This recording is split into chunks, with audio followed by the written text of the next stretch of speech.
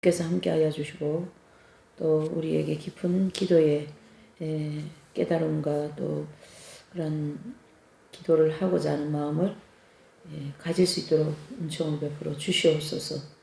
모든 걸 주님께 맡기고 감사하며 예수님의 이름으로 기도 올려옵나이다. 아멘. 네, 이제 거기 보시면 관상기도 전에 또 한 단락 더 있어요. 이제 여기는 기도의 순간이라는 이 제목은 좀 읽어야 될 게 많아서 조금 이제 그거는 이제 개인적으로 읽으시고 그 다음 단계 관상기도입니다. 우리 기도 좀 하시는 분들이라면 이 관상기도에 대해서 얘기 들어보고 또 관심 가져보고 해보신 분들이 계십니다. 그래서 이 관상기도에 대해서 조금 이제 살펴보는데 이 관상기도는 볼관자를 써서 하나님을 관상한다 그런 뜻이거든요. 그래서 하나님만 바라보고 이제 기도한다라는 건데 고린도전서 12장 또 고린도전서 13장 두 장을 보면 12장은 이제 다양한 은사를 통하여 성령의 역사가 일어난 거고 또 13장은 성령님의 강력한 역사와 함께 그러니까 다른 말로 하면 성령의 합일되어진 상태에서 주님을 사랑하며 관상하는 그런 기도이거든요. 고린도전서 13장은. 그래서 결과적으로 이 관상기도는 말 그대로 주님을 주님 한 분만을 바라보고 그분을 막 사랑하는 그러한 기도를 관상기도라 그러는데 저는 이 사랑에 대하여서 보편적인 사랑은 뭐 나누어주고 챙겨주고 뭐 그 사람 이해해주고 뭐 덮어주고 이러는 거 다 사랑이잖아요. 근데 이제 그런 쪽으로는 좀 알겠는데 이 사랑을 하는 거 또 뭐 그렇게 좀 진한 사랑이 있잖아요. 그걸 제가 잘 모르겠어요. 저는 왜 그런가 하면은 왜 모르겠다고 얘기하는지 제가 몰라서 모르는 건지 알면서도 내가 몰라가지고 모른다 하는 건지 모르겠어요. 근데 이 남녀 간의 사랑을 한번 해보면 그게 진짜 사랑이 뭔가를 좀 알 것 같은 느낌이 있어요. 근데 그런 것이 없어가지고 그냥 예수님 좋아서 예수님 사랑하기 때문에 그냥 이런 길 들어왔고 이렇게 살고 그런 정도이거든요. 그래서 이긴 자들이 정말 그 남녀 간의 사랑같이 진한 그 아가스와 같은 그런 사랑을 한번 해보고 싶은데 전 잘 안 되는 것 같아요. 근데 이 관상기도는 좀 사실 그런 사랑을 가르쳐 얘기합니다. 그런 이제 선생님 같은 경우에 관상기도에 대해서 얘기하실 때 보면 그냥 딱 집중하는 거죠. 딱 집중하면 예수님과 딱 합일이 되어 계시니까 예수님과 이제 딱 일치가 되어서 그분만을 막 사랑하는 거예요. 예수님 너무 좋아가지고 막 사랑하는 거예요. 그거를 제가 못 느끼겠다 이런 뜻이죠. 왜 그런가? 아직 합일이 안 되었기 때문에 이제 그렇게 다른 뭐 기도 제목 다 접어두고 다 내려놓고 오직 주님만 사랑하는 그것을 관상기도다 이렇게 하는데요. 이제 이 까레또 이분은 조금 저기 뒤쪽으로 가면 이제 그 합일이 되어서 이 관상기도를 한다라는 거를 조금 느낄 수 있는 단어가 나옵니다. 한번 이제 보시죠. 자, 이제 기도와 관련하여 가장 경이로운 측면을 살펴볼 차례입니다. 그래서 하나님의 마음을 느끼게 하고, 그렇죠? 하나님 그리스도인으로 참된 정체성이 깨닫게 하는 기도에 관한 얘기다. 하나님의 마음을 느끼는 것은 광야에서도 돼요. 순간순간. 광야에서도 하나님의 그 사랑, 하나님에 대해서 느끼면 광야에서도 순간순간 됩니다. 그래서 그 순간순간 관상을 하는 거죠. 주님에 대하여서. 예수님은 잡히시던 날 밤 너희가 나를 사랑하면 내 계명을 지킬 것이다. 요한복음 14장 15절 17절에 나오는 말씀입니다. 또 내가 아버지께 청하면 아버지께서는 다른 보호자를 너희에게 보내시어 영원히 너희와 함께 있도록 하실 것이다. 그분은 무슨 영이셔요? 진리의 영이다. 바로 성령님이시죠. 세상은 그분을 보지도 못하고 알지도 못하기 때문에 그분을 받아들이지 못하지만 너희는 그분을 알고 있다. 여기서 너희는요 제자들을 가르쳐 얘기합니다. 그래서 이미 제자들이 이 경지에 들어오신 어떤 그런 이제 직전에 놓여 있기 때문에 예수님이 가시고 성령이 마가의 다락방에 성령이 오심으로써 제자들은 이긴 자가 되거든요. 성령이 합일이 된다. 그런 뜻입니다. 그래서 이게 된다라는 뜻이고, 또 그분은 너희와 함께 머무르시고 너희 안에 계시기 때문이다. 이 말씀은 합일이 되어 계시기 때문이다. 이런 뜻이고요. 예. 그리고 이제 14장 21절을 보면 내 계명을 받아 지키는 이야말로 나를 사랑하는 사람이다. 나를 사랑하는 사람은 내 아버지께 사랑을 받은 것이고, 그리고 나도 그를 사랑하고 그에게 나 자신을 드러내 보일 것이다. 이 말씀은 이긴 자 경지에 들어간, 즉 생명이 지성소에 합일되어진 분들을 통하여서 예수님을 드러내겠다라는 뜻이죠. 생명이 뭐라고요? 합일되어진 그 경지에서 예수님의 모습을 보여주는 거예요. 그래서 이긴 자들의 모습 속에는 예수님의 모습이 있다. 이렇게 볼 수가 있습니다. 요한복음 14장 23절에 누구든지 나를 사랑하면 내 말을 지킬 것이다. 그러면 내 아버지께서 그를 사랑하시고 우리가 그에게 가서 그와 함께 살 것이다. 그와 더불어 먹고 마신다라는 뜻입니다. 그래서 요한복음은 특별히 생명장으로서 이 합일되어진 경지에 대한 내용을 많이 얘기합니다. 요한복음. 그래서 이 본문에도 그와 함께 살 것이다라는 것은 합일되어진 상태로 산다 그런 뜻입니다. 영혼의 지성소에 그리스도의 생명이 합일되어진 그 얘기를 하는 거죠. 자, 하나님은 인간에게 세 가지 차원으로 당신 자신을 내어 보내줍니다. 어떻게 해요? 그분의 영으로서, 또 그분이 현존, 함께 하심으로써, 그분의 현현으로서 그렇게 이 세 가지를 받아들이면 단 한 가지의 조건이 필요합니다. 그것이 바로 뭐라고요? 나를 사랑할 때에, 나를 사랑할 때 그렇게 이제 하나님의 그 어떤 영, 그 다음에 현존, 현현이 드러난다. 예수님이 직접 들어오시기까지 그분이 예수님을 사랑했으니 얼마나 이긴 자들은 예수님을 사랑했겠냐 말이죠. 그죠? 근데 그 사랑을 어떻게 하는 거냐 하면, 나 예수님을 너무 사랑하기 때문에 나는 이걸 안 먹겠다. 난 예수님을 너무 사랑하기 때문에 나 이걸 절제하겠다. 그런 차원으로 나가야 돼요. 예. 예수님이 너무 좋아서 나는 목숨을 내어놓겠다. 이런 입장이 되지 않겠어요? 예. 자, 하나님을 사랑하는 사람은 지상의 천국이 된다. 이게 바로 심령의 천국 이룬 사람을 가르치게 합니다. 그 사람 안에 성삼위께서 현존하시고 그를 통해 성령의 눈부신 활동을 하시며 하나님 편에서 인간에게 당신을 드러내시려는 거룩한 뜻이 이루어지기 때문입니다. 이거 다 합일되어진 상태에서 이루어지는 거예요. 그러면은 합일이 안 되어진 상태는 순간순간 나타나는 거죠. 순간순간 예수님의 마음이 나타나고 순간순간 뭐죠? 그리스도의 한계가 나타나는데 꾸준하진 않아요. 또 순간적으로 육이나 아니면 죄나 결점에 딱 잡혀버리면 성령님의 인격이 아니거든요. 아무데나 가서 털포덕 앉아버리고, 아무데나 가서 뭐 설 자리 가서 서버리고, 또 앉을 자리 가서 앉아버리면 성령님은 그래 하시지 않는다는 얘기죠. 예. 그리스도가 흘린 피의 대가로 성령 강림 이후에 우리에게 주어진 이 세 가지 선물은 모든 인간적 이상을 훌쩍 뛰어넘는 탁월한 것이다. 또 합일이 되어진 상태를 인간의 표현으로 어떻게 더 이상 말할 수 있겠어요? 그렇죠? 네, 이렇게 표현한 거예요. 이분은 창조주와 피조물의 자연스러운 관계를 드러내듯이 그 세 가지는 무엇보다도 우리의 기도에 스며들어 어떤 무한성을 부여하고, 또 다르게 표현하자면 우리의 기도를 신성하게 한다. 지난주 할 때 제가 이제 그 얘기 좀 했어요. 마일리시 같은 분, 또 이런 이긴 자들의 기도는 흠이 있을까요? 없을까요? 흠이 없다는 얘기죠. 그래서 하나님의 뜻에 부합되어진 정확한 하나님의 뜻과 일치한 기도를 하는데, 그게 바로 대표적으로 인류를 위하여서 중보기도죠. 그리고 이 땅에 무슨 나라가요? 하나님의 나라가 이루어질 수 있도록 기도를 하는 그러한 그 성령님께서 그 영혼에 들어오셔서 직접 하시는 기도이죠.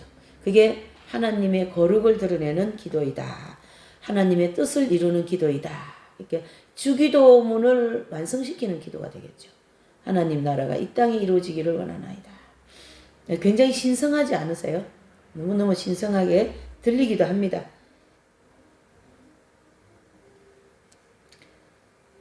자, 그러면 그분의 현존에 대해서 이야기를 해보면, 요한복음 14장 23절에 보면 아버지와 나는 그를 찾아가 그와 함께 살 것이다. 바로 성삼위 그분이 우리의 영혼에 찾아오셔서 지상의 천국이 된다. 제 영혼 안에, 제 영혼의 지성소 안에 그리스도의 생명이 합일되어 계시다면 저는 어디에 사는 것 같을까요? 천국에 사는 것 같은 거죠.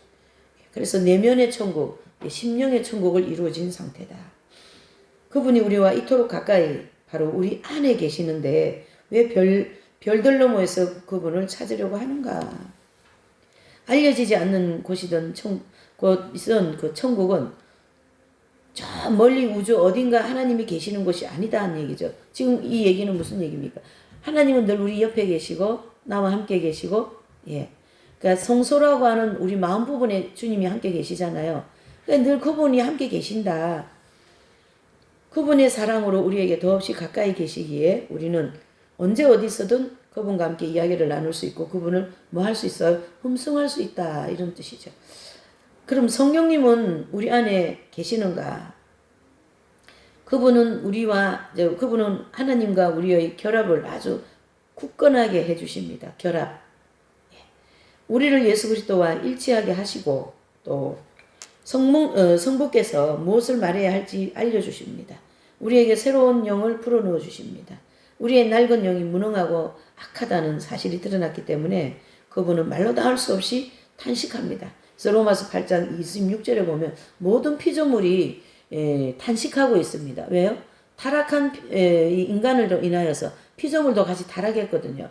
그래서 사도 바울은 그걸 깨달은 분이고 또 그분이 생명이 합일되어진 분이기 때문에 이 피조물도 회복되기를 탄식하고 있다 이런 뜻이에요. 그래서 그 피조물도 회복되는, 그러니까 인간 피조물, 큰 피조물이라고 하는 틀 안에 인간과 자연 만물이 있다면 하나님은 인간을 회복하고 그리고 자연 만물도 회복시키는 때가 언제라고요? 그때가 바로 천년 왕국이 되겠죠. 그때가 오기까지를 탄식하고 있다. 무엇이요? 피조물. 저기 밖에 나무도 탄식하고 있어요. 모든 자연 만물이 탄식하고 있어요. 뭐예요? 하나님의 창조의 그 나라가 이루어지기를 피조물까지도 탄식한다. 지존하신 그분께 간구하시고 우리를 하나님께 들어 올리기 위해 우리의 보잘것없는 노력에도 영원한 가치를 부여한다. 여기 되게 중요합니다. 정말 소망이 생깁니다. 저와 여러분들이 예수님과 일치되기 위하여 주님의 뜻대로 살기 위하여서 하나님의 뜻이 무언가를 찾아가는 이런 모든 광야길에서 정말 우리의 그 보잘것없는 일천하게 보이는 그런 노력들 있잖아요. 그것이 영원한 가치를 부여한다는 얘기죠. 오늘 우리가 예배하고 또 주님을 위해서 봉사하고 또 헌금하고 또 기도하고 중보하고 또 복음 전하고 이 모든 것이 뭐라고요?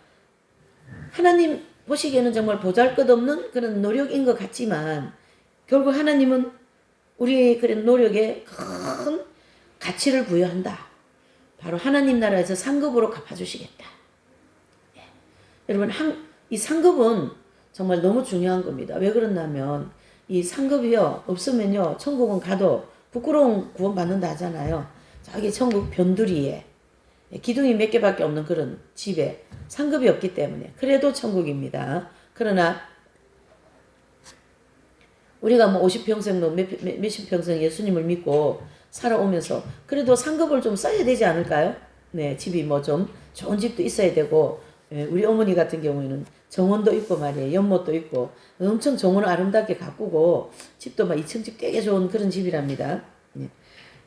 그렇게 하나님은 우리가 이 세상에서 몸 아프고 가난하고 또 고통스럽게 여러 가지 노력한 것을 하나님은 큰 가치로 즉 상급으로 부여해 주겠다.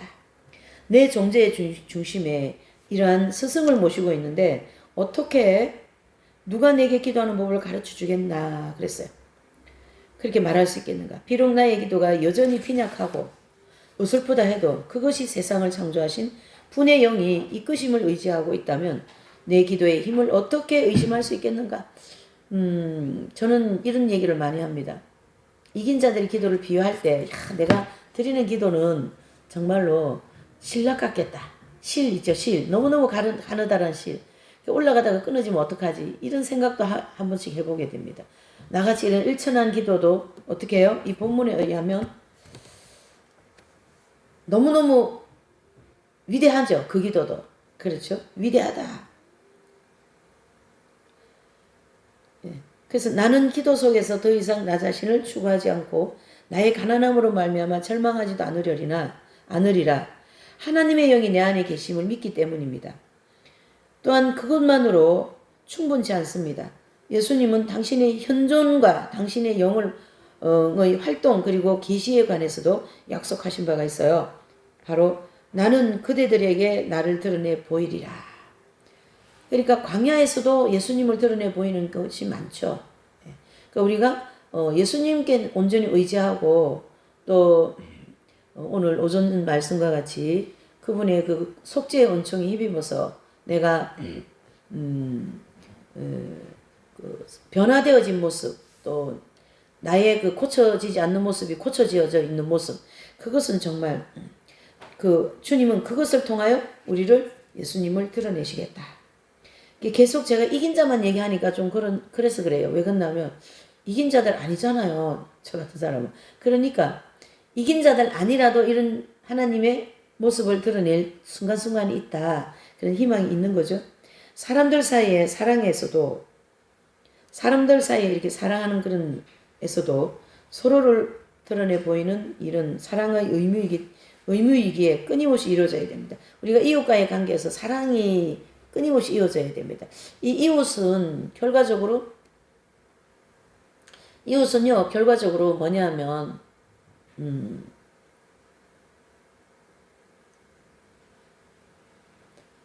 부부, 그렇죠, 부부. 남편과 아내 사이부터 이웃이라고 봐야 됩니다. 그래서 거기부터 이웃 사랑이 실천돼야 돼요. 그래서 결혼을 해서 살면은 제가 여러 이렇게 들어보고 전체 그림을 볼 때 결혼해서 살 때는 하기 전에는 좋았는데 하고 난 다음에 되게 별로다 이런 얘기 많이 하는 것 같아요. 그 별로다가 뭡니까? 그냥 서로 알 거 알고 볼 거 다 보고 뭐 결점도 다 보고 뭐 경험하고 그러니까 그냥 뭐 좋은 마음이 뭐 있겠어요? 네. 그런데 그런 관계에서 사랑을 해야 된다. 서로 결정을 이해해주고 서로 막 그런 어떤 결정적인 모습들 보면은 별로잖아요. 그런 것도 오히려 잘 덮어주는, 사랑으로 덮어주는 그런 것이 필요하다. 끊임없이 사랑하는 건 우리의 의무입니다. 사랑하는 대상에게서 새롭게 발견해야 할 그 신비로운 요소는 늘 있기 마련이죠. 예수님과의 관계를 또 늘 우리가 그 신비로운 관계. 저는 어제 그 설교 준비하면서 정말 신비로움을 많이 느꼈어요. 아니, 그게 5번씩이나 그렇게 날아갈 수 있어요? 타이핑 하는데. 5번 날아갔어요. 그래서 제가 한 줄 찍고 한 줄 또 저장하고 그래 했다 하잖아요. 근데 아침에 예배 시작하면서 주님이 그렇게 딱 간여를 하신 거예요. 이 본문 하지 말고 다른 본문 하라 이 뜻이었거든요. 고난주간에 필요한 본문을 하라. 저는 그것도 생각을 했는데 그 본문이 아니었던 것 같아요. 그러니까 주님이 그 오늘 오전 예배에 하시고 싶은 얘기가 있었던 거예요. 예수님의 고난받으신 예수님을 좀 많이 하시고 싶었던 거였던 거죠. 주님께서. 그러니까 제가 그 본문을 안 잡으니 그거 말고 다른 거 하라고 계속 그렇게 간여를 하신 거예요. 설교 준비하는데. 세상에. 저는 개인적으로 경험한 거지만 저만이 경험한 건데 너무나도 신비한 거죠. 하나님께서. 신비로운 요소입니다. 하물며 사랑의 대상이 하나님이라면 온통 새롭게 발견되어야 하리라. 하나님과 관련해서 명확하게 짚고 넘어가야 할 점이 있습니다. 그것은 하나님은 인간이 알 수 없다라는 거예요. 우리는 하나님을 알 수가 없어요. 우리가 그분에 대해 알고 있는 모든 것은 그분이 아니라 그분이 이미 어떻게 해요? 이미 지나 상징 또는 그분을 떠올리게 하는 것 뿐이에요. 제 속에서 주님을 계속 떠올리게 하는 거죠. 그죠? 은혜를 사모하게 하고 말씀을 읽어야 되겠다. 성인전을 봐야 되겠다. 또 뭐 봉사해야 되겠다. 뭐 어디 가야 되겠다. 뭐 그런 거 다 누가 하셔요? 성령님께서 가장 필요적절한데 제가 이 초상집도 지금 너무나 멀고 해서 사실 안 갈 수 있는데 제가 우리 집 식구가 해서 가려고 하는 마음은 가지고 있어요. 그런 마음을 주님이 주신 거죠. 그게 바로 하나님이 함께 하시고 하나님께서 사랑하시는 그 사랑을 제 마음에 부어주셨기 때문에 그런 마음을 품게 하신 거예요. 그래서 오직 하나님만이 당신 자신을 아시고 그분은 인간에게 있어 어디까지나 신비로 남습니다. 저와 여러분들에게는 예수님이 삼위일체의 하나님께서 언제나 신비적으로 남을 수밖에 없는 거죠. 다 알 수 없다라는 얘기고요. 그래서 우리가 앞절에 했죠. 너는 아무것도 아니다. 그럴 때 주님이 더 강하게 느껴지는 거죠. 그러나 하나님은 사랑 때문에 인간에게 당신을 알게 하시고 또 당신을 드러내시기로 정하셨습니다. 뭐 때문에요? 사랑. 좀 이걸 통하여 우리가 하나님에 대한 사랑이 좀 더 폭넓어졌으면 좋겠습니다. 하나님의 사랑은 십자가에서만 사랑이라고 우리가 얘기할 수 있는데 그거는 사랑의 완성이고요. 그 모든 것에 또 어떤 수식어처럼 붙어 다니는 게 많습니다. 그래서 하나님 사랑 때문에 인간에게 당신을 알게 하셨다. 저와 여러분들이 예수님을 아는 것은 하나님 사랑 때문에 예수님을 알게 된 거다. 예수님을 만나게 되었다. 이래 볼 수 있죠. 그것은 우리가 말로 표현할 수 없는 초자연적인 방식으로 이루어집니다. 그분의 계시적 활동에 순응하는 사람이나 또 그것을 온전히 표현할 방법은 없어요. 그저 그것을 체험하며 살아갈 뿐이고 기도하는 법을 배우고자 하는 사람은 이 사실을 꼭 기억해야 됩니다. 나는 이 진리를 깨닫게 되기까지 너무 긴 시간을 허비했어요. 이 까렐로 까렐로는 이 기도, 이런 신비적인 기도의 경지 들어가기까지 시간을 많이 허비했다. 그런 의미를 가지고 있는 거죠. 그 진리가 복음서에 명백히 제시되어 있음을 미처 알지 못한 채 기도의 성패가 전적으로 나 자신에게 달려 있다고 믿고 있었어요. 나의 노력이나 내가 가지고 있던 좋은 책들, 또 기도를 시작할 때 외우고 하던 미사 요구에 좌우되는 줄 알았어요. 그러니까 뭐 책도, 영성에 대한 책도 많잖아요. 두 가지 제가 하는 거 좀 얘기할게요. 책을 많이 읽고 성인전을 많이 읽는 거는 좋은데 그걸 많이 읽은 사람은 책 의존형이 되어버립니다. 나는 하나도 되지도 않으면서 책만 많이 읽어가지고 머리만 이만하게 되는 거예요. 그러니까 가분수 같은, 그리고 내 마음에는 약간 착각이 되어 있어요. 내가 그렇게 사는 것처럼 착각을 하고 있어요. 아니에요. 오히려 지금 우리가 이 사막에서 온 편지 이거를 지금 거의 뭐 아까 우리 현미밥 같은 거 먹으면서 계속 씹어야 된다 했죠. 지금 그걸 씹고 있는 거예요. 이 책의 내용을 씹어가지고 거기서 뭐 단맛, 고소한 맛 다 나오게 그럼 할 수 있을 정도로 지금 우리가 이 성인전 한 권을 읽고 있는데 아마 성인전을 이래 읽는다면 우리 내면이 굉장히 은혜가 많이 임할 겁니다, 여러분. 조금 전은 그런 형태의 스타일이에요. 책을 많이 읽는 형이 아니고 한 권 읽으면 이거 딱 꽂히면 그거 가지고 막 그냥 끝장을 보는 그런 형이거든요. 그럼 그 안에서 물이 다시 물이 많이 나온다 하잖아요. 그 영혼의 그 영양가의 물이 막 팍팍 올라오는 거죠. 막 그 은혜의 물이. 그렇죠? 예. 성인전을 이제는 그렇게 읽어야 됩니다. 많이 읽는 것은 옛날에 이제 많이 했어요. 예. 그 성인전 삼일째 엘리자벳인가? 그 성년의 내용을 조금 보면 이분은 주로 이제 음악, 노래, 찬양 그런 걸 통해서 하나님의 그 현존, 하나님의 현현에 많이 이렇게 이제 들어가신 분인데 그것을 좀 한번 집중적으로 생각을 해봤습니다. 그 영혼이 하나님께 드리는 음악 있죠. 예. 그래서 지금 이제 이번 주는 아베 마리아 그 음악을 좀 많이 들으려고 하고 있어요. 아베 마리아. 굉장히 우리 영혼에 막 그 깊은 맑음을 막 이렇게 들려주는, 맑음을 들려주는 그러한 그 찬양이 되는 거죠. 예. 그렇게.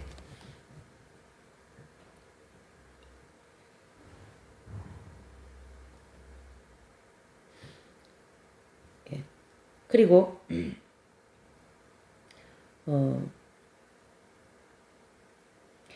하나님, 그러니까 이제 심지어 하나님에 대한 지식은 오로지 연구나 논리, 전개 등을 통해서만 얻을 수 있는 것이라고 생각했어요. 그러니까 책을 많이 읽고 또 연구하고 논리적으로 맞춰보고 그렇게 하면 하나님 많이 아는 걸로 착각했다 이런 뜻인데 그게 맞을까요? 아니죠. 그것은 제가 요즘에는 그런 생각을 많이 합니다. 제 머릿속에 있는 만큼 제가 살아버리면 제 성인 되지 않을까 그런 생각을 할 정도입니다. 그만큼 지식과 실제 우리의 삶과 주님과의 그 일치가 되어지는 그런 영적인 교류를 하면서 사는 것이 차이가 엄청나게 많다라는 얘기죠. 이분도 이제 그걸 깨달은 거죠. 사실 그것은 단지 하나의 밑그림 또는 그분의 진정한 계시를 알아듣기 위한 한 병편에 지나지 않음을 그때는 알지 못했다. 아빌라이 데레사께서 이분도 책을 많이 이제 성인전을 읽으셔요. 근데 그 옛날에 지금처럼 책이 많지는 않잖아요. 그런데 그 당시 있는 모든 책들을 이제 많이 읽으셨는데 어느 때에 그 수도원 안에서 책을 다 읽지 못하는 일이 생깁니다. 그래서 교황청에서부터 이제 그 책을 많이 읽어서 문제를 일으킨 일이 생긴 거예요. 그러니까 교황청부터 시작해서 이제 쭉 내려오면서 모든 수도원에 있는 책, 영성에 관계되는 책을 다 불태워버려라 이런 명이 내립니다. 그때 이제 그 아빌라이 데레사 이분도 그 책을 다 이제 불태우는 그런 이제 일에 동참하는 거죠. 왜 수도에 안에 같이 있으니까. 그러면서 그 책을 불태우고 돌아서면서 뭐라고 말씀하시냐면 이렇게 얘기합니다. 주님, 지금까지는 책이 저를 인도했지만 이제부터는 예수님께서 직접 저를 인도해 주시기를 바랍니다. 이렇게 고백하면서 책을 태우고 나오는 그런 장면이 있어요. 저는 그 장면을 잊어버리질 않습니다. 왜 그래요? 어느 이제 신앙생활 내지는 이 영성생활 초기에는 책을 많이 읽어요. 성인전 같은 이런 거. 근데 어느 정도 그것이 무르익고 나면 그 책에 읽었던 거를 실제 살아내야 될 단계이거든요. 그러니까 계속 책만 읽었다고 내가 많이 성인전 읽었다. 성인들 많이 알고 있다. 라는 것은 아직까지 영성의 초기에 있다. 이래 보셔야 되는 거죠. 그 책 의존형이 되면 안 된다. 그런 뜻이죠. 그걸 조금 이제 이분도 깨달게 되었다. 이래 보면 되겠어요. 자, 하나님은 알 수 없는 분이고 오직 그분만이 그분의 고유한 방법을 통해서 도저히 흉내낼 수 없는 그분의 은혜를 통해서 모든 논리를 뛰어넘는 그분의 논리를 통해 나에게 당신을 드러내 보여주셨다. 자, 여기 이제 보시면 이분 경험을 통해서 말씀하신 건데 우리가 서두에 보면 그 이제 담요 2장 가지고 굉장히 그 갈등을 하는 장면 나오잖아요. 그것은 내가 생각할 수 있는 논리적인 내용이 아니에요. 그렇죠? 우리가 보편적으로 여기서 이렇게 생활할 때 담요 2장 가고 그리 고민할 그런 정황이 아니고 이분 역시도 부유한 가운데 공부하고 연구하고 교수하면서 살았기 때문에 그런 담요 2장 가지고 그렇게 주님을 만날 수 있는 그런 분이 아니잖아요. 근데 하나님은 그 모든 지식과 모든 자기의 삶과 모든 걸 다 내려놓고 사막으로 뒤로 보내놓고 담요 2장 가지고 어떻게 해요? 주님을 만날 수 있는 그러한 경험을 시키는 것은 논리에 맞습니까? 안 맞죠. 그것을 경험되었기 때문에 이 글이 나온 거예요.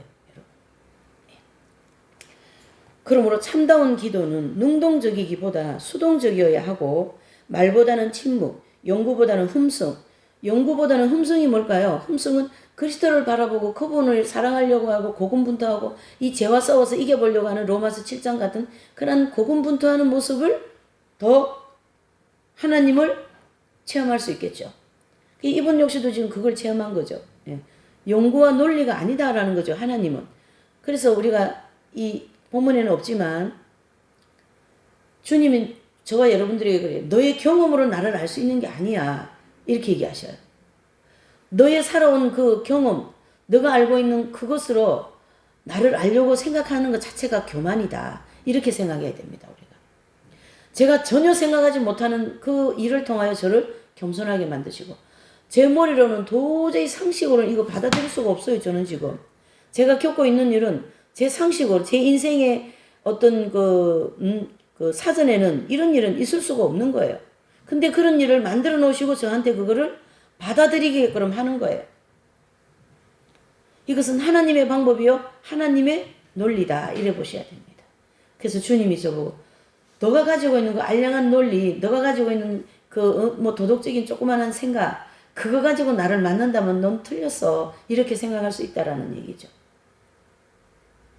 굉장히 제가 좀 보수적이고 사람마다 다 있잖아요. 그렇게 안 되면 안 되는 막 그런 어떤 그런 규칙적인 그런 생각을 많이 하는 사람인데 그걸 다 깨뜨리시는 거예요. 지금 아버지 헛웃음이 많이 나와요. 요즘에 제가 저 혼자서 헛웃음 많이 웃고 있습니다. 생각지도 않은 그런 막 그런 걸 통하여서 저를 깨뜨려 나가시는 거죠. 이 내면에 있는 자아를 막 깨뜨려 나가시는 거죠. 참, 이 단어가 멋있지 않습니까? 참다운 기도는 능동적인 것보다도 수동적이어야 하고 말보다도 뭐라고요? 침묵. 연구보다도 뭘까요? 흠숭.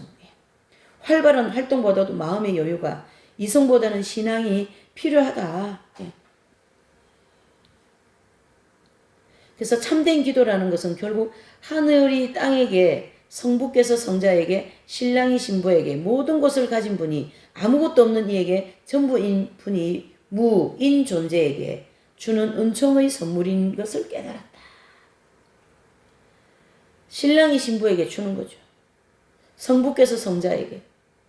성부께서 성자에게 뭐 주셨어요? 가서 속죄의 제물이 되어갖고 와라. 그거 주셨어요. 신랑은 이제 성자께서는 우리의 신랑이 되셔가지고, 나의 남편이 되셔가지고, 모든 것을 가진 분으로서 저와 여러분들에게 모든 것을 주시려고 우리를 부르셨다는 얘기죠. 그래서 수도자들은 이제 입회식 할 때, 가톨릭이도 그렇게 했는데요. 저희들도 이제 입회할 때 여기 땅바닥에 그냥 완전히 이렇게 엎드려가지고 거기다 검은 보자기를 갖다 씌워버립니다. 왜 그래요? 그 예식은 지금부터 너는 세상에 대해서 완전히 죽었다. 그리고 수도자가 되면서 새롭게 살아났다. 그런 뜻이거든요. 예식이죠. 근데요, 준조성범에서는 이렇게 얘기해요. 수도복을 입는 것이 수도 생활의 시작이다. 죽는 삶은 그때부터 산다. 이런 뜻이잖아요. 근데 뭐 수도자들이 죽었어요? 뭐 펄펄 살아가지고 난리가 나는 때도 얼마나. 자아가 살아가지고. 자, 이 대목이 너무 참, 그래서 전부인 분, 누굽니까? 무인 존재에게 주는 은총의 선물이다. 그러니까 내가 모든 마태복음 13장에 나오는 진주 부활을 이제 발견했잖아요. 그러면 그 진주 부활을 사기 위해서 소유를 다 버리고 진주를 사야 되거든요.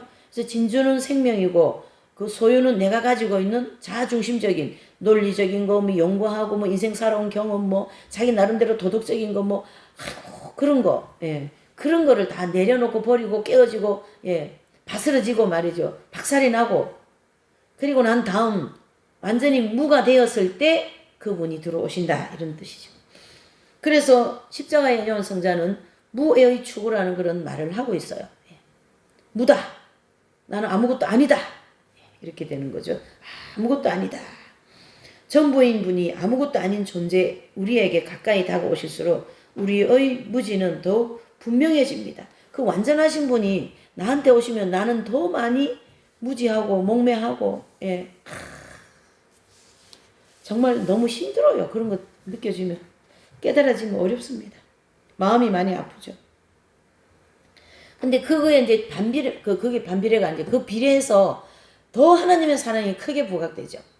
거기에 비례해서 예수님의 십자가의 사랑이 더 크게 부각되어 버립니다. 그런 원리가 적용되는 거죠. 전형적인 예로 하나님과 오랫동안 대화를 나눈 뒤 산에서 내려온 이에게 우리에게 쉽게 이런 말을 할 것입니다. 하나님에 대해 우리에게 이야기해 주십시오. 그랬어요. 이와 관련한 이탈리아 풀리뇨의 유명한 신비가인 안젤라 성녀가 한 말을 보면 이렇게 얘기했어요. 안젤라 성녀라는, 이탈리아에서 나온 안젤라 성녀라는 분은 이렇게 얘기했습니다.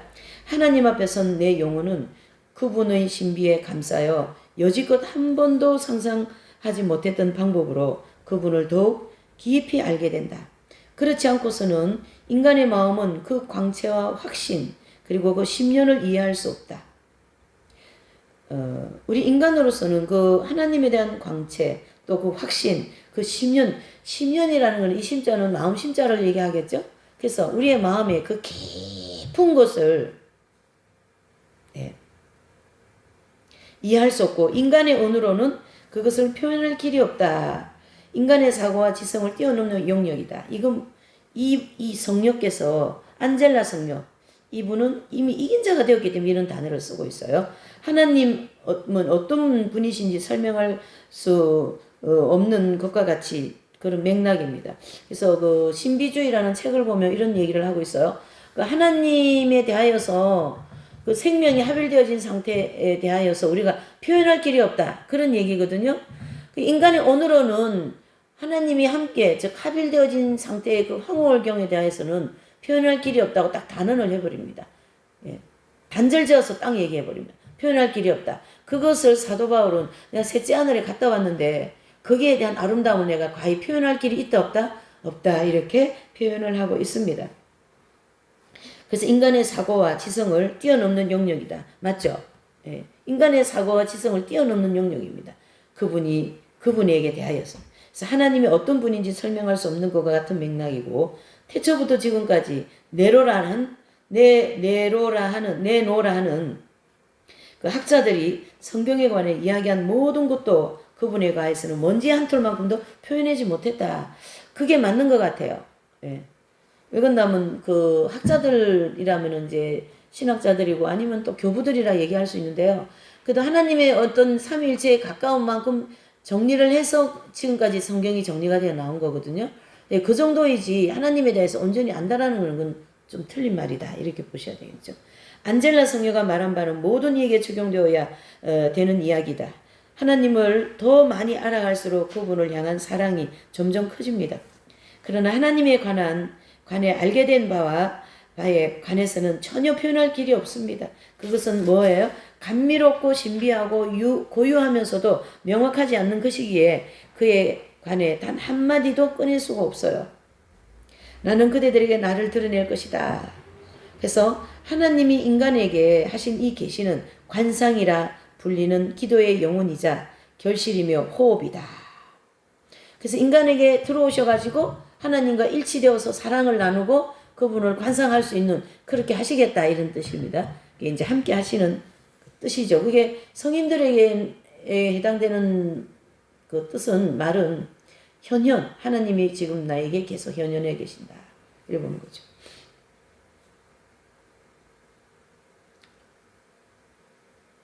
그래서 하나님이 인간에게 하신 이 계시는 관상이라 불리는 기도의 영혼이자 결실이며 호흡입니다. 영원한 생명을 미리 맛보는 것입니다. 그에 대해 예수님이 친히 정의를 내리신 바 있는데요. 요한복음 17장 3절 영원한 생명이란 홀로 참 하느님이신 아버지를 알고 아버지께서 보내신 예수 그리스도를 아는 것이다. 자, 거기 기도문이 조금 나와 있는데 한번 읽어보시죠. 같이요. 시작. 주님, 제 마음은 오만하지 않고 제 눈은 높지 않습니다. 저는 거창한 것을 따라 나서지도 주제넘게 놀라운 것을 찾아 나서지도 않습니다. 오히려 저는 제 영혼을 가다듬고 가라앉혔습니다. 어미 품에 안긴 젖된 아기 같습니다. 저에게 제 영혼은 젖된 아기 같습니다. 시편 131편 1절에서 2절의 말씀. 그래서 젖을 뗀 아기같이 그냥 주님 품에 덕이를 안겨 있는 거예요. 이렇게. 이는 관상기도의 시편입니다. 자기 존재의 근본을 향해 자신의 목적지를 향해 자신을 창조주를 향해 나아가는 사람은 고통과 메마름이 동반되는 기도의 초기 단계와 인간적 취향이나 자기중심주의에서 벗어나는 기도의 정화. 기도에 지저분한 게 굉장히 많거든요. 그래서 지난주 단락에 그 기도의 거룩함, 기도의 그 정화 있잖아요. 그 기도 안에 자기 인본적인 게 많다라는 거죠. 그것을 다 정화해서 깨끗한 기도, 그러니까 하나님의 뜻과 일치한 기도가 바로 무슨 기도예요? 예, 이긴 자들이 드려지는 그런 기도이다 할 수가 있다. 고린도전서 13장 그런 기도가 그런 기도라고 할 수가 있겠죠. 그래서 어떤 그런 자기중심 또 그런 메마름, 예, 그런 것을 거치면서 기도는 정화되어져 나갑니다. 그래서 기도를 이런 깊이의 기도에 있으면 기도할 때 말을 많이 안 하는 그런 기도가 되는 거죠. 또 네. 그리고 그 정화 여정을 거친 후에 비로소 영혼으로 들어가는 문 앞에 서게 됩니다. 그곳에서는 자기 힘으로 아무것도 할 수 없고 묵상이나 말 자체가 불가능합니다. 한때 유창하던 말솜씨도 사라지고요. 사람의 말인지 탄식의 말인지 모를 말마디만 거듭 중얼거리고 있어요. 예. 어미 품에 안긴 젖된 아기라는 이 시편의 표현은 이러한 영혼의 상태를 더없이 적절하게 요약하고 있습니다. 예수님도 다음과 같이 말씀하셨어요. 마태복음 18장 3절. 너희가 회개하여 어린아이처럼 되지 않으면 결코 하나님 나라에 들어가지 못한다. 자, 이 어린아이에 대해서 조금 설명을 하면요. 실제 어린아이들 있죠. 어린이들. 걔들은 어른들보다 세상 때가 더 묻었기 때문에 순수하긴 한데 걔들조차도 뭐예요? 자기한테 손해날 것 같으면 거짓말을 할 수 있습니다. 걔들조차도 시기를 할 수 있습니다. 해서 이 본문에서 얘기하고 있는 어린아이는 모든 인간을 통하여 인간에게 있을 모든 것이 다 정화되고 난 다음에 깨끗하여진 그 심령을 어린아이와 같다라고 비유를 했을 뿐이죠. 실제 사람의 어린아이도 굉장히 순수하지 못한 게 있으세요. 그래서 보편적으로 그냥 애들 하면은 순수하잖아요. 그런 어떤 좀 인용을 했을 뿐이에요. 그래서 이 본문에서 얘기하는 어린아이는 모든 죄로부터 해방되어진 상태를 어린아이다. 그래서 이긴 자들을 보면 꼭 어린아이 같은 부분이 또 있으세요. 옆에서 이렇게 보면요. 선생님을 제가 옆에서 보면서 진짜 어린아이 같다. 주님께서 어린아이라고 말씀한 그 의미가 뭔지 알겠다. 그것을 느낄 때가 많았어요. 제가.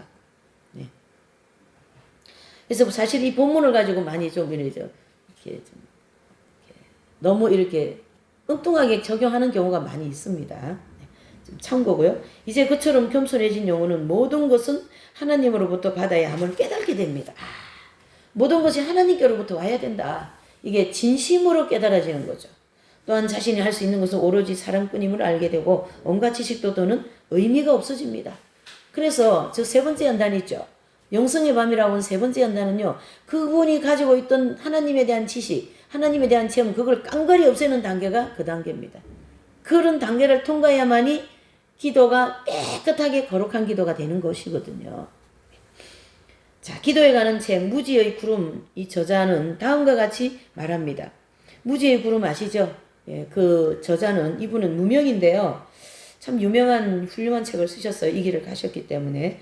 자, 보시면 천사든 인간이든 지성이 부여된 모든 피조물은 기본적으로 두 가지의 능력을 가지고 있어요. 아는 것과 사랑하는 것. 그 두 가지 능력을 주신 분도 하나님인데요. 그러나 하나님은 직접적으로 알 수 있는 분이 아니므로 인간은 저마다 고유하게 간접적으로만 그분을 알 수 있습니다. 또한 사랑을 하는 영혼만이 모든 피조물을 충만하게 하시는 그분을 알 수 있다. 사랑하려고 하는 마음을 가질 때 이 정도의 마음이 된다 이런 뜻이 됩니다. 이는 끝없는 놀라운 사랑의 기적이며 끊임없이 계속됩니다. 사랑을 하는 영혼에게는 하나님께서 끊임없이 그 능력을 새롭게 주시기 때문이죠. 하나님은 우리의 생각만으로 닿을 수 없는 분이고 사랑은 그분에게 가닿을 수 있지만 생각은 그럴 수 없는 절대로라는 그런 단어를 쓰고 있어요. 안 된다는 얘기죠. 생각으로 결국 사랑을 통하여 하나님 앞으로 갈 수 있다. 그래서 믿음, 소망, 사랑 세 개 중에 무엇만 남는다고요? 사랑.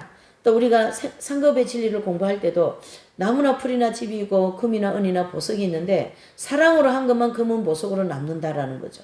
그렇죠? 그래서 결국 하나님에게 가는 길은 사랑밖에 없다. 이렇게 정의를 내릴 수가 있는 거죠. 이 말이 처음에는 이상하게 들릴 수도 있지만 그러나 이 진리만큼 하나님의 보편성과 그분의 정의를 잘 드러내는 것은 없다. 지식으로만 하나님을 알 수 있다면 그 얼마나 정의롭지 못한 일인가. 그렇다면 이른바 지식인이나 위인은 하나님을 알기가 쉽지만 보잘것없고 가난하고 많이 배우지 못한 이들은 하나님을 알 수 없을 것이다. 그래서 그분은 모든 이에게 공평한 방법을 택하셨어요. 그게 바로 뭡니까? 사랑 안에서 당신만 드러내겠다라는 거죠. 사랑 속에 이기가 있으면 그게 안 드러내겠다는 거예요. 사랑 속에 교만이 있으면 안 드러내시겠다는 얘기죠. 그것은 사랑이 아니니까. 결과적으로 여기서 지금 계속 이어나가고자 하는 말은 뭡니까? 사랑만이 남는다 이런 뜻이 되는 거죠. 그분은 시골 여인을 사랑하시듯 유황도 사랑하시고 무지한 이를 사랑하시든 총명한 이도 사랑한다. 자, 이 내용을 우리는 어떻게 받아들여야 될까요? 나보다 못한 사람을 절대적으로 사랑해야 되는 나 앞에 숙제가 있습니다. 내가 무시할 만큼 내가 정말 저 인간 진짜 도저히 이해를 못하겠어. 왜 저런 짓을 하지? 그런 사람이 있다라는 거예요. 없지는 않아요. 있습니다. 근데 주님은 그 사람을 사랑하라고 나한테 그 사람 붙여놓은 거예요. 이거 참 곤란찬란합니다. 진짜. 예. 근데 그것을 사랑할 수 있도록 끝까지 연단을 시키는 거예요. 저를 갖다가. 여러분들을 갖다가. 그러니 주님께 가려면 뭐만 가지고 갈 수 있어요? 사랑만 가지고 갈 수 있다. 이렇게 정의를 할 수 있죠. 또. 그분은 그래서 마태복음 11장 25절 시작. 아버지의 하늘과 땅의 주님 지혜롭다는 자들과 슬기롭다는 자들에게는 이것을 감추시고 철부지들에게 드러내 보이시니 아버지께 감사드립니다. 요한복음 15장 9절은 너희는 내 사랑 안에 머물라 그랬습니다. 그러면 생각은 어떻게 되겠는가? 그것은 없어지는 것이 아니고 만일 없어진다면 이성의 동물인 인간의 본성의 모순이 됩니다. 생각은 늘 일어나기 마련이에요. 다만 잠자고 있다라는 거죠. 저는 요즘에 생각 때문에 기도를 많이 해요. 아버지 생각이 왜 이렇게 불순합니까? 아버지 이 생각 좀 지워주시라고. 예? 본 것도 생각으로 떠오르잖아요. 그 제발 좀 지워주시라고 막 그렇게 기도하는데 여러분들도 아마 생각으로 지워지고 싶은 게 많을 겁니다. 예, 기도하시기를 바랍니다. 다만 잠자고 있을 뿐이죠. 저도. 예. 올리브산에서 예수님의 제자들이 그랬듯이 잠을 자고 있는 거죠. 누가복음 22장 45절 말씀같이. 자, 이것을 추보적 관상 또는 신비적 알미다 이렇게 합니다. 그 관상은 침묵을 통해 무르익으며 알기 위한 수단으로 생각을 사용하지 않는다. 생각에도 침묵이 필요하죠. 기도 많이 해야 되는 거죠. 그렇게까지 되기 위하여서. 사실 이 생각으로까지 침묵을 지키려고 그러면은요, 사실 이제는 합일이 들어가야 되는 거예요. 저는 생각에까지 아직 침묵이 안 돼 있거든요. 그러니까 어떤 그 분이 그러시더라고. 이 생각을 좀 묵주기도를 하는 분인데 묵주기도 할 때 자꾸 생각이 떠오르니까 다른 생각이. 예. 그 어떤 신부님도 뭐 나도 그렇다고 그런 얘기했다는 그런 얘기 제가 들은 것 같아요. 어쨌든 그냥 구성기도 할 때도 생각으로 다른 생각 많이 떠오르잖아요. 중세 신비가였던 헤드베크 수녀님이 계셨는데 이런 말을 했어요. 유일하고 명확한 진리 앞에서는 그 어떤 논리도 의미가 없습니다. 그 진리는 아무것도 아닌 나의 존재를 영원하신 분의 생명 안으로 깃들게 한다. 모든 대화도 그친다. 하나님의 말씀을 단 한 번도 이해하지 못한 이는 내가 그 어떤 수단이나 인간적인 논리를 통해 얻는 것이 아닌 진리를 부질없이 설명하려는 들 것이다. 내가 무엇을 원한다 해도 나는 끝없이 무지한 존재이므로 그것이 무엇인지 모른다. 존재 깊은 곳에 있는 것을 말로 표현할 수 있다고 믿는 이가 있다면 큰 착각이다. 예. 그러니까 존재의 깊은 곳에 내가 뭐가 있다라고 얘기하는 그 자체는 뭔가의 착각을 하고 있다. 이래 보셔야 된다는 얘기죠. 존재 밑에 깊이 있는 것은 인간이 발견해낼 수가 없다라는 거죠. 나의 하나님 저희를 더는 큰 모험에 빠뜨리지 마소서. 저희가 한때 가진 것이 있었다고 여길 수도 있겠지만 이제 사랑 앞에서선 저희는 그저 허무에 불과할 한 그 존재일 뿐입니다. 그랬어요. 그렇다면 사랑이 우리를 허무로 만들어 버렸는가? 우리가 알고 있다고 가지고 있다고 믿었던 모든 것을 사라지게 했다. 그리하여 우리를 참된 영적 어린이로 만들었다. 순수하고 인본적인 그런 인간적인 것이 전혀 다 정화되어진 그런 순수한 영적인 어린이를 만들었다. 그 얘기죠. 그래서 시편 131편 2절에도 저는 제 영혼을 가다듬고 가난쳤습니다. 어미 품에 안긴 젖된 아기와 같습니다. 여러분 그 아기들을 이렇게 보면요. 어머니 품에 안겨있는 이 아기들은 보면 또 젖을 안 먹을 때도 엄마 품에 안겨있는 아기들을 이렇게 가만히 관찰을 해보면 어머니 품에 안겨있다라는 그거 하나로 이 아이는 만사가 다 편한 거예요. 만사가. 그렇죠? 그냥 이 손가락 하나에도 이 몸 하나에 어디 부분에도 힘을 주지 않는 완전히 어떻게 해요? 엄마 품에 자기가 완전히 맡겨진 상태인 거예요. 그 상태로 만들어라 이런 뜻입니다. 우리의 자신은. 네. 이 보시면 우리가 이 몸에 힘이 있잖아요. 이 몸의 힘은 육으로부터 온 힘이요. 자, 이 몸의 힘을 영으로부터 오는 힘으로 우리가 이 영을 만들어야 되겠죠. 내 영혼이 강력해야 되겠죠. 성령 충만해야 되겠죠. 광야에서도. 예. 그래서 영의 사람이 되어야 된다. 이렇게 자꾸 이제 해야 되겠죠. 그 기도 그렇게 계속 하는 거죠. 바로 이것이 기도의 가장 높은 단계입니다. 하나님의 품에 안긴 아기가 된 것처럼 침묵하기, 사랑하기, 누리기. 그래도 뭔가를 하고 싶고 말도 해야겠다면 이렇게 하라. 이렇게 말하라는 거예요. 단어 하나 또는 구절 하나를 선택해서 그분에 대한 사랑을 잘 하는 그 한마디면 된다. 무명의 순례자 같은 분은 주여 나를 불쌍히 여소서. 또 아까 거기 나온 그 성인 성녀 같은 분은 하나님만 계속 찾았다고 하잖아요. 다른 거 하나도 안 하고. 그러니까 우리가 성경 구절에서 하나 딱 그거 찾아가지고 그것만 계속 읊어도 거기에 사랑이 넘쳐 흐른다. 예, 그렇게 그런 뜻이 되죠. 그러면서 그걸 반복하라. 평화롭게 반복하라. 다른 생각을 해보려 하지 말고 몸을 일부러 움직이지도 말고 그것을 반복하라. 그저 사랑이신 하나님을 마주보고 있는 조그만 그 어떤 점, 그분을 사랑하는 한 점으로 머물러라. 그러니까 하나의 어떤 정점으로 그냥 탁 점 하나 찍어놓은 거 있죠. 그건 제 존재입니다. 그리고 무궁무진하신 하나님 앞에 점이 하나 또 앉아있는 거죠. 그런 마음과 중심으로 한마디에 주님, 제가 주님을 사랑하기를 원합니다. 주여 저를 불쌍히 여겨주셔서 이러한 아주 깊은 기도에 들어갈 수 있다. 이런 것을. 그리고 말 한마디를 하나님을 향한 사랑의 화살로 만들어서 그분을 알지 못하게 방해하는 두꺼운 구름을 뚫어버려라 그랬습니다. 하나님의 이 깊은 사랑을 알지 못하게 하는 두꺼운 구름이 뭘까요? 예. 육신의 것들, 자아, 깨어지지 않는 자아들을 가르치게 합니다. 깨어지지 않는 자아들. 어떤 일이 일어나더라도 정신을 바짝 차려라. 이른바 좋은 생각까지도 쫓아내어라. 그것은 더는 아무 소용이 없습니다. 좋은 생각, 뭐 내가 누구를 도와줘야 되겠다, 나는 뭘 해야 되겠다, 그런 것은 다 쫓아내라는 거죠. 이 세상에 사는 동안 다다를 수 있는 가장 높은 관상의 경지는 그 어두운 무지의 구름을 뚫고, 그렇죠? 하나님에게 가닿기 위해 오로지 그분에만 시선을 두고 끊임없이 사랑의 도약을 거듭하는 것이다. 이게 바로 관상기도라는 거죠. 무지의 구름을 은밀히 흩뜨리는 그 도약은 하나님을 향한 눈먼 사랑의 몸짓이다. 그 어떤 훈련보다 영혼에 유익하며 영혼을 고결하게 만든다.